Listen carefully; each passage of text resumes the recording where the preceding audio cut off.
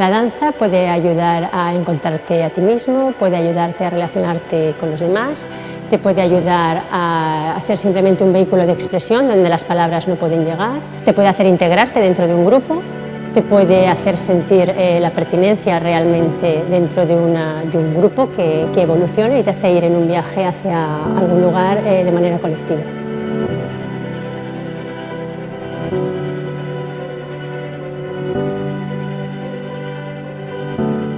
Adonar nace en 2018, impulsado por un grupo de mujeres que tenían la ilusión de juntar sus saberes y sus experiencias de lo social y lo cultural para hacer proyectos exactamente de ese tipo, creativos y artísticos con impacto en la sociedad. Ahora mismo ya somos un equipo de más de 10 personas, entre junta y equipo técnico, en su mayoría mujeres provenientes de diferentes ámbitos. Hacemos proyectos multidisciplinares y nosotros somos un equipo multidisciplinar. Gestores culturales, diferentes ramas de lo social, psicología, terapia ocupacional, trabajo social. Trabajamos acompañando a artistas de diferentes disciplinas, desde la danza, la fotografía, el teatro, la creación literaria, para trabajar con diferentes colectivos o realidades, jóvenes, mujeres, barrios, y aportando lo que nosotros sabemos, rigor técnico y metodología de la acción social.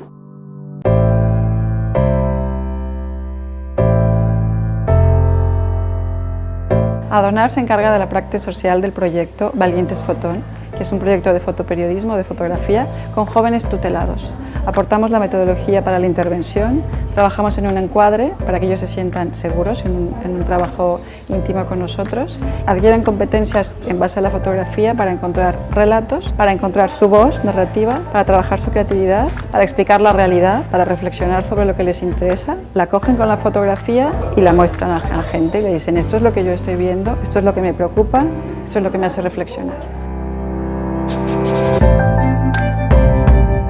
Estamos colaborando con Adonar para poder realizar un proyecto de danza comunitaria dirigido a un colectivo que se encuentre en riesgo de exclusión social y pretendemos, a través de la danza, poder mejorar de alguna manera la vida, la experiencia de las personas que puedan participar. La idea es acabar realizando un espectáculo escénico donde estas personas tomarían parte y la experiencia sería tan enriquecedora como ellos como para nosotros.